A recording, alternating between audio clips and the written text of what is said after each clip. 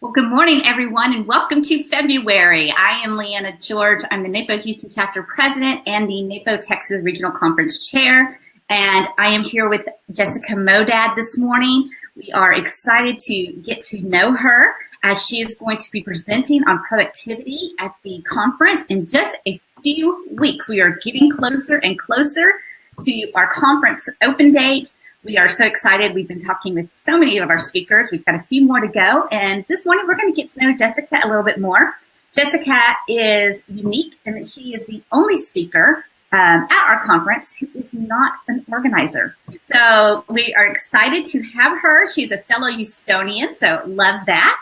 And so, hi, Jessica. How are you this morning? Good morning. I'm doing excellent. Excellent morning. Yes. Happy February. Yes, happy February. It's hard to believe we're already into 2 months of 2018. It just flies I don't by. know. A mom with kids at home can definitely believe it with all the setbacks of starting school. Oh, I know, right? That's so true, especially here in Houston. Especially here in Houston. I was like, do these kids ever go to school? No. I don't think so. I don't think so. Well, like I said, you are not an organizer, which we love because you bring a different aspect and a different perspective to the conference and productivity. So tell us a little bit about what it is you do and how productivity plays into that. Okay. So what I do in a nutshell is I work with smart professional men and women that want to use time management as their resource to get more done, do less stuff, and make more money, period. So, so and I do that in a few different ways. I do that by giving talks and presentations and also in one-on-one coaching with people just to figure out what it is that's really important to them, where they're using their time, and what they can stop doing. So a lot of people assume that because I'm time management, I'm immediately going to say, start blocking your time and using the calendar and, all these not weird. They're all very useful things to do. Yeah. But I want to figure out, what can we get rid of so that you can start doing the things that actually move the needle forward. Yep. See, sounds just like an organizer. What do we need to get rid of so we can do that? And I probably, if I'm honest with you and everybody else, my biggest struggle is time management. It's not that I don't know how to use it, but I will clutter up my calendar to the point that I'm totally ineffective. Because I don't want to let people down. I don't want to say no. I think I can do it all. And eventually that catches up with me. And absolutely. Yeah, and you're not alone. I mean, I was too. And I still am. Yeah. You're never completely recovered from it. Yes. So it's just one of those things where people put so much value on being busy and showing what you're doing that we do. We sort of let the creep happen in our calendar. And so being really comfortable with having wide open spaces on your calendar or blocking out time and saying, no, not going to put anything there, it takes courage to do that, actually. Absolutely. Yeah, absolutely. And the other thing you just said was, people like to think organizers are perfectly organized, right? Oh, your house. You all have a drawer in a secret closet. I've seen it. Yeah, we do. Yeah.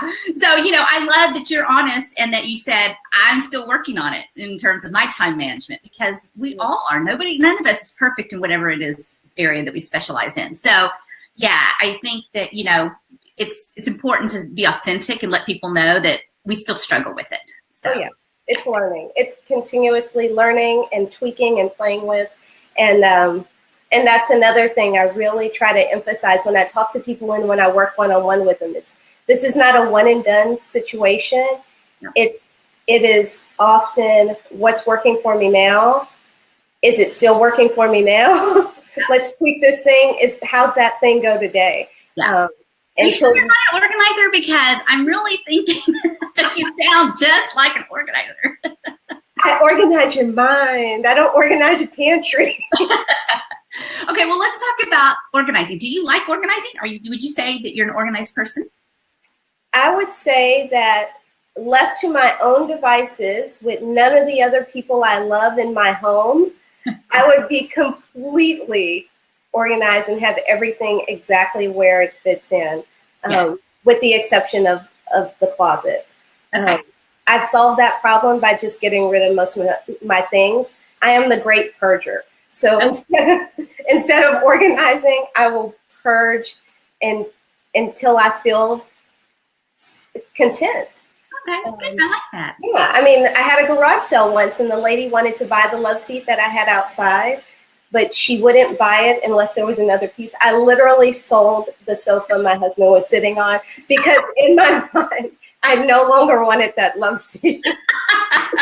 Like, it's got to go. It's all out of here. I love it. That's awesome. That's awesome. Yeah. Well, tell me one thing that people might not know about you. Doesn't have to be work related, anything like that, but just what's something that's unique or special that you think about yourself? One thing that people may not know is I'm pretty sarcastic. A lot of times I have to tell people when I'm joking, when I'm not joking. And I like to make up words and change the definitions depending on how it benefits me. Oh, I like that. Oh, you're so funny. You're like a kindred spirit because my family says the same. They're like, "What is that?" And I'm like, "Yeah, I'm the boonies and the boondocks." Yeah, competition. Let's do it. Let's start our own dictionary. The Jessica Leanna dictionary. The way the world is according to us. Yeah. That would be fun. That's great. That's great. So you speak a lot, and you talk to different people. What is it about our conference that you're looking forward to that might be a little bit different? Oh my gosh. So I'm really looking forward to meeting other women and men that have made this niche for themselves and figuring out how they knew that they were an expert in that thing. So I love to ask people, like, how did they get into it? Yeah. How did you find out that you really love organizing garages as opposed to something else? I mean, I love observing people and asking questions, which, makes me, in my mind, a pretty good coach. Yeah. I really want to know. Yeah, that's great. That's great. So tell us just a little bit about your session. We know it's on productivity. Mm-hmm. So tell us a little bit and why somebody should choose your session. Well, first of all, I'm awesome. Secondly, choose it because we all get the same amount of time in a day. Mm-hmm. We all get 1,440 minutes, period. You back out what you need to sleep, and then literally Beyonce, the President of the United States, you, me, and everyone else in the room has the same amount of time. Yeah. So I would say, if nothing else, choose the session because you want to figure out how to best use the level playing field that we're all given and starting with. Secondly, there'll be a lot of information and come because you're going to get one thing that only you hear, that mm-hmm. no one else in the room also hears, that you can start implementing immediately. Oh, I love it. Yeah. I mean, it's one thing, right? I mean, it's a 15-minute session. If you just walk away with one thing, you'll be amazed at what a difference that can make. Just one that you're committed to. Now, don't walk away with it and throw it in the trash when you leave or when you go home later that day. But one thing that you're actually committed to saying, you know what? I never thought about something that way. I'm going to try it for a day, a week, a month, whatever your scope is that mm-hmm. you want to work with. Just one. Well, so 3 words. What are 3 words you would use to describe your session? Oh, to describe my session, I would say practical, okay, smart, yeah, and no nonsense, which is also practical. So let me use a different word. Practical, smart, and interactive. Oh, I like that. Good. All right. So I forgot to ask you, what are 3 words to describe you? 3 words to describe me. So this is where I'll say no nonsense. Bubbly and small. Small. The best compliment I ever received was someone saw me when I was going to a speaking conference, and she said, "Oh, you're smaller than I thought you were. You're smaller than you look online." And I was like, "Well, no one's ever accused me of that before." I wish somebody would call me small. I would take that as a compliment. When you spend your entire life defending being 4'11" by saying you're 2 inches taller than Mary Lou Retton, and someone calls you tall, it's a pretty big deal. Yeah, right? Oh, wow. That's awesome. Oh, well, so I am so looking forward to meeting you and visiting with you and listening to your session. It's going to be great. Thank you. So now, just a few lightning round questions. Just to see what you like. No pressure whatsoever. And then when we're done with that, I'll let you have some time to tell people how they can connect with you before the conference. Okay. And we'll be closing it up. It's hard to believe our time together is almost over. It's been fun. Oh, it has been fun. That's okay. Lightning round. I'm ready. Lightning round. Okay, you ready? Mm-hmm. Apple or Android? Apple, because my husband runs all of the tech services in our house, and I have no interest in figuring it out. Yeah, there you go. I like that. Vanilla or chocolate? Definitely vanilla. You can make it whatever you want. Yeah, I like that. Absolutely. You know, I always tell people I love chocolate. I will eat a chocolate candy bar all day, but I do not eat chocolate ice cream. It's kind of funny. Oh, interesting. And I make chocolate ice cream from vanilla because I like a very particular rocky road that only that are made up for me, and it starts with homemade vanilla ice cream. Oh, that's funny. Maybe I'll try that chocolate ice cream. All right, so you're a productivity person. So paper planner, digital planner? I paper plan in a regular Moleskine artist paper. I like the thicker paper, not the thin. I don't like to see through it. So I will write everything out and plan it that way, and then input it into my computer so that I have the notifications and beeps come up. Oh, okay. That's interesting. Yeah. Mm-hmm. Yeah, I'm trying to figure out a word. You know, here we are creating words. Trying to figure out a word that talks about or describes somebody who uses both paper and digital.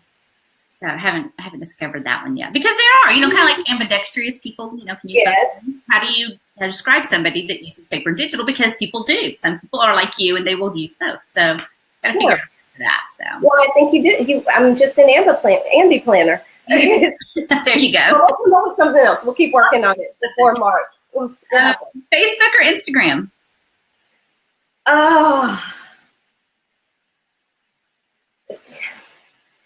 Facebook, because everybody's there. I don't like it. So I try not to be there very often. Sorry, what's his name? Zuckerberg? Yeah, Zuckerberg. Yeah, him. Instagram, because it's pretty. Yeah. You know, and I don't have to get involved. It's not a relationship. Yeah. It's pretty, and it doesn't ask me for much. Yeah, that's good. Yeah. All right. So, do you stream movies or do you still watch them on DVDs? I am a streamer. Mm-hmm. I'm a streamer. Amazon, Hulu, Netflix.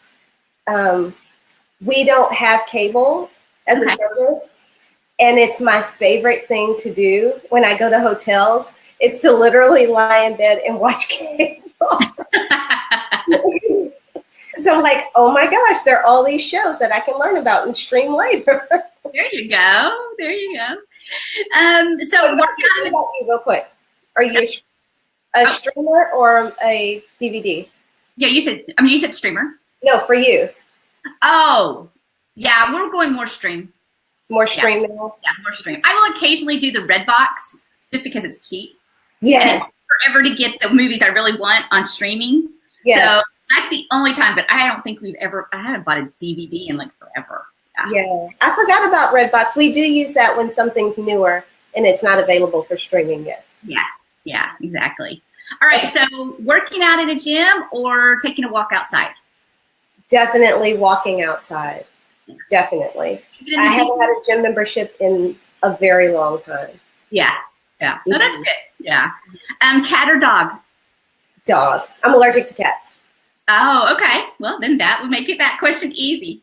All right. So you're going on vacation. Are you going somewhere like the beach, or are you going somewhere a little bit cooler, outdoorsy, mountainy?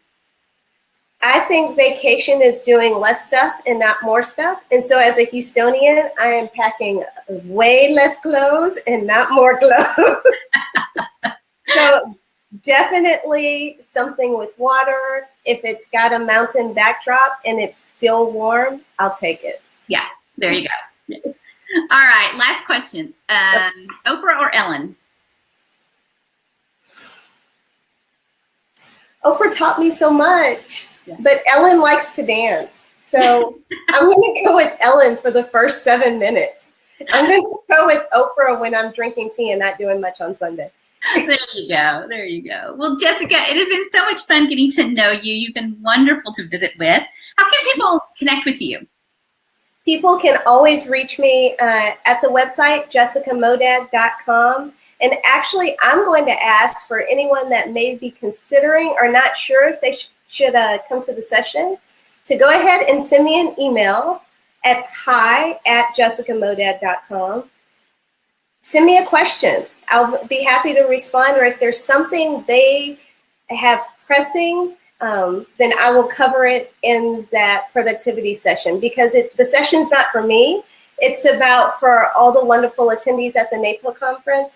And, you know, I want everybody to get what they can out of it and a few things that they didn't come for. That's awesome. And we will put her email that she just mentioned, hi@jessicamodad.com, in the comments below, so you can check that out there and make sure you get it. Any social media they can connect with you on? You can find me on Facebook. I'm on Facebook. I'm on LinkedIn. You can go to Instagram, but it's pretty old at this point. Yeah.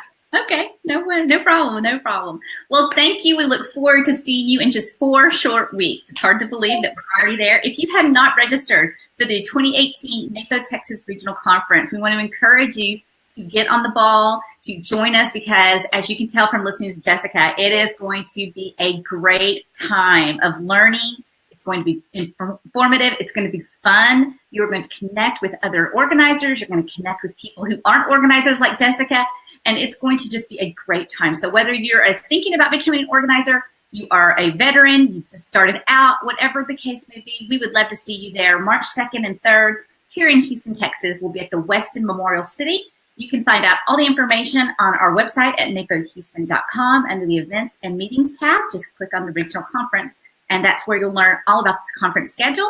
You'll learn about the details, the hotel reservations, which the deadline is coming up in just 12 days. So if you haven't booked a room yet, we want to encourage you to do that. But if you have any questions, you can always reach out to us on the NAPO Texas Regional Conference Facebook page.